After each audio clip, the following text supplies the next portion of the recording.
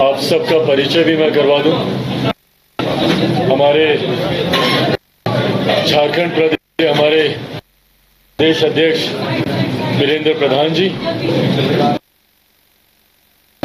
जमुई से हमारे सांसद अरुण भाई, खगड़िया से हमारे सांसद राजेश वर्मा जी, वैशाली से हमारी सांसद वीना देवी जी, जनशक्ति पार्टी के हमारे राष्ट्रीय उपाध्यक्ष,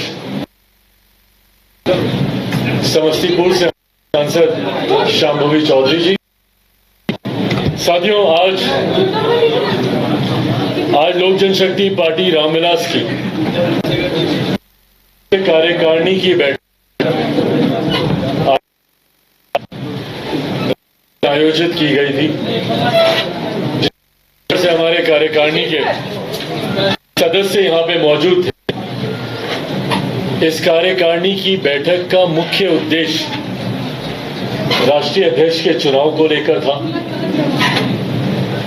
हमें राष्ट्रीय अध्यक्ष बने हुए 5 साल हो गए थे और ये प्रक्रिया चुनाव आयोग में ये हर 5 साल के बाद चुनाव की इस प्रक्रिया को दर्ज कराना होता है। पार्टी के संविधान के आधार पर राष्ट्रीय अध्यक्ष का पद 5 साल के लिए होता है।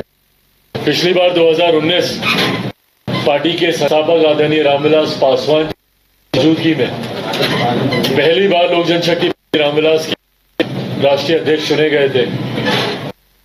पार्टी ने कई तरीके के उतार, आप लोग की जानकारी है ही वो तमाम विषय। पार्टी परिवार में एकजुट हुई, एक नए नाम के साथ हम लोगों ने पार्टी की शुरुआत की, लोक जनशक्ति पार्टी रामविलास।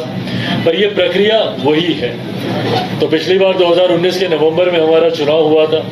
इस नवंबर तक दोबारा चुनाव की प्रक्रिया को पूरा करना था, पर क्योंकि आने वाले दिनों में कई और राज्यों में चुनाव है और संभवतः उसकी व्यस्तता ज्यादा होगी, झारखंड में भी चुनाव होने वाला है, तो ऐसे में हम लोगों ने इस प्रक्रिया को पूरा किया और आज पुनः हमें लोक जनशक्ति पार्टी रामविलास का राष्ट्रीय अध्यक्ष राष्ट्रीय कार्यकारिणी के द्वारा चुना गया।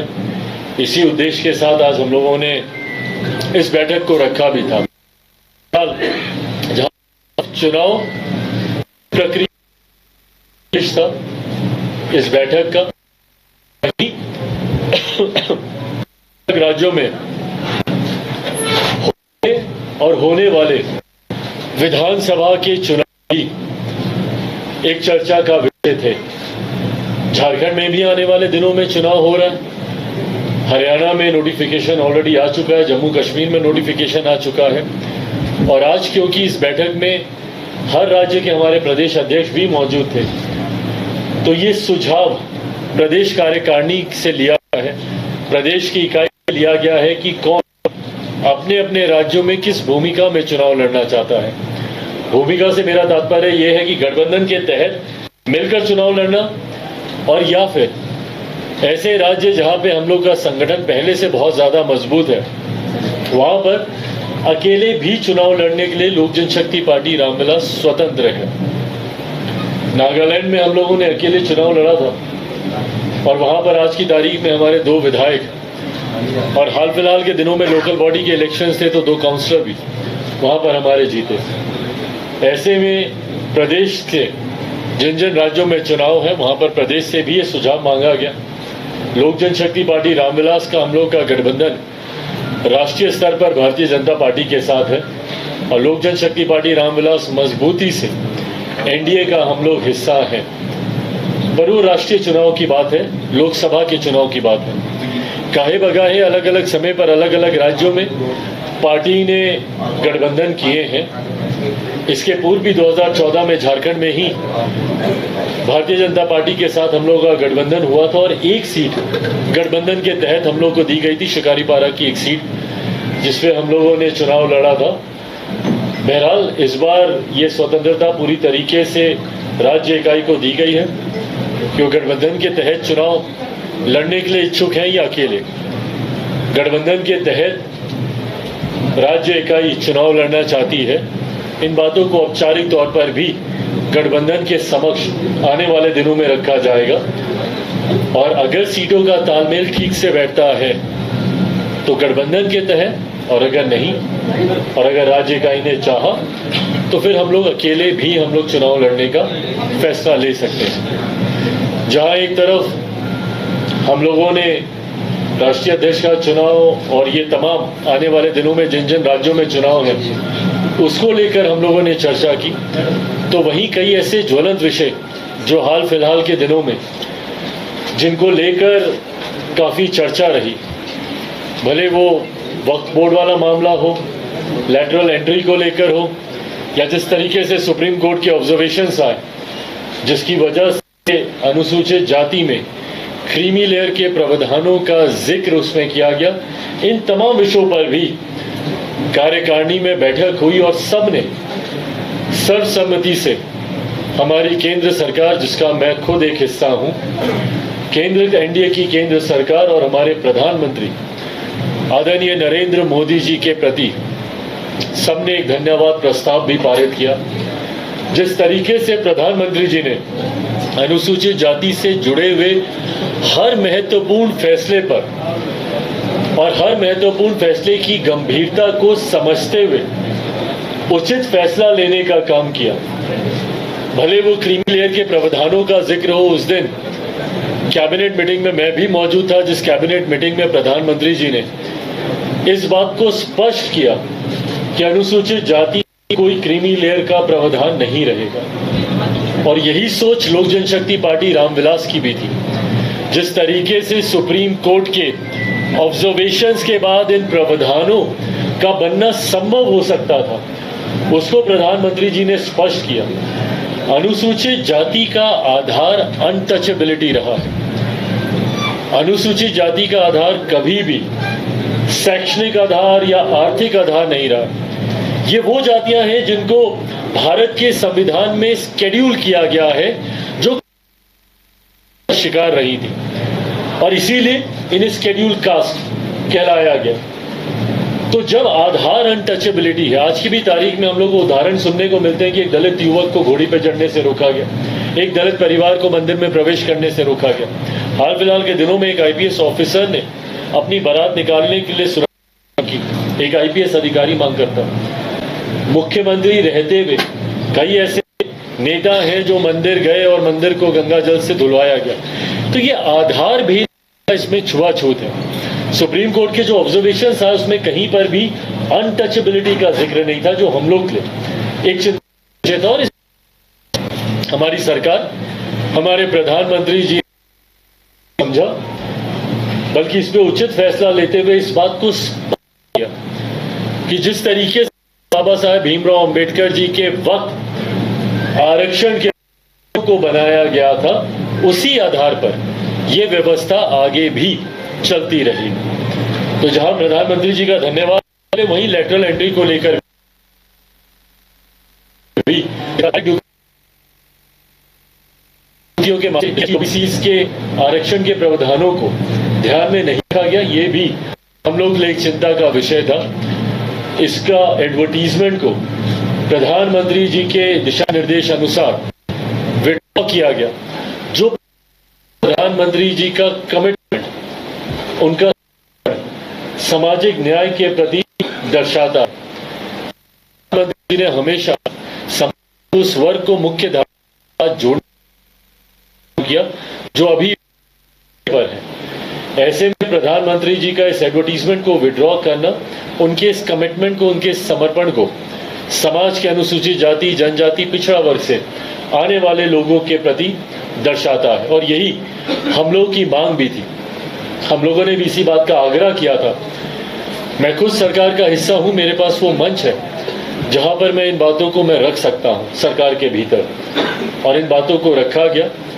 और पुनः प्रधानमंत्री जी का मैं अपनी और अपनी पार्टी की तरफ से मैं धन्यवाद करता हूं। इसी क्रम में वक्फ बोर्ड वाला भी एक मामला था, जिसके संशोधन को लेकर एक विधेयक भारत की संसद में पेश किया गया, और उसको भी प्रधानमंत्री जी ने अल्पसंख्यक समाज से आने वाले हर स्टेक होल्डर की भावना को सम्मान देने की दृष्टि से, हर स्टेक होल्डर को अपनी बात रखने का मौका मिले, हम लोगों की भी मांग थी कि इसको कमेटी में रेफर किया जाए।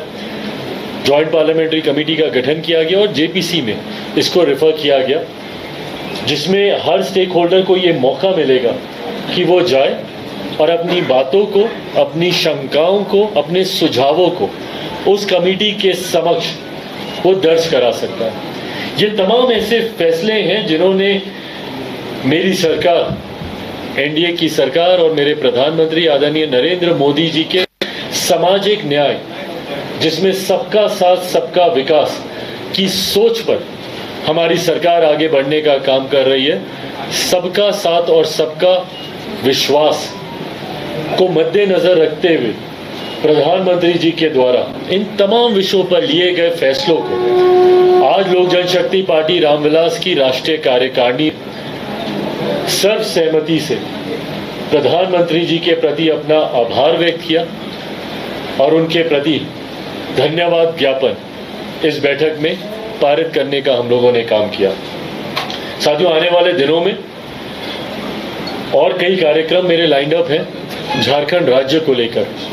जैसा मैंने कहा कि चुनाव लड़ने की मंशा पार्टी रखती है, पार्टी का स्टेट यूनिट भी रखता है।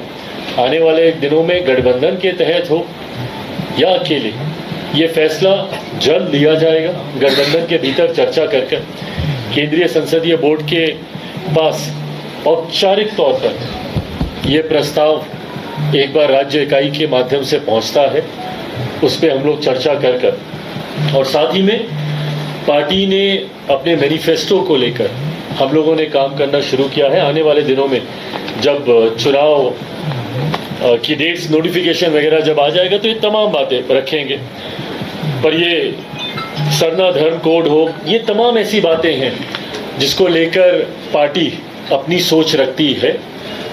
इन तमाम बातों को आने वाले दिनों में जब मैं पुनः यहाँ पर वापस आऊँगा, उस दौरान, उस कार्यक्रम के दौरान, आप लोगों से बातचीत के दौरान पार्टी झारखंड में, झारखंड के विकास को लेकर क्या सोच रखती है, वो भी आप लोगों के समक्ष रखा जाएगा, वो भी आप लोगों के साथ साझा किया जाएगा। पार्टी गठबंधन के तहत चुनाव लड़े या अकेले चुनाव लड़े, एक बात तय है कि पार्टी ये सोच रखती है और ये मानती है कि आने वाले दिनों में चुनाव परिणाम आने के बाद राज्य में एनडीए की ही सरकार बनेगी। लोक जनशक्ति पार्टी रामविलास अगर अलग भी चुनाव लड़ती है तो अंतोगत्वा हम लोग का समर्थन इसी गठबंधन के साथ रहेगा। ये बात भी तय है कि जिस तरीके से मौजूदा सरकार को लेकर लोगों में एक आक्रोश बढ़ा है, मौजूदा मुख्यमंत्री हेमंत सोरेन जी को लेकर, जिस तरीके से उनकी नीतियों को लेकर, उनकी कार्यशैली को लेकर के लोगों में एक अविश्वास का माहौल पैदा हुआ है। ऐसे में झारखंड के लोग, जितना मैंने लोगों से इंटरेक्ट किया है, मैं मानता हूं कि यहाँ पर बदलाव लोग चाहते हैं और वो बदलाव एनडीए के नेतृत्व में ही विकसित झारखंड को बनाने की सोच हम लोग धरातल पर लागू कर सकते हैं।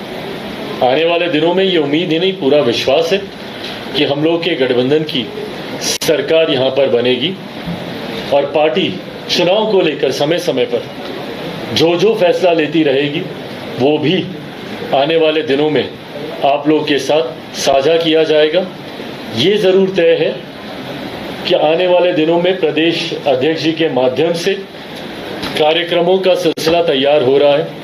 कई सभाएं, आज भी हम लोग का एक कार्यक्रम है, प्रेस कॉन्फ्रेंस के बाद मैं उसी में ही जाऊंगा।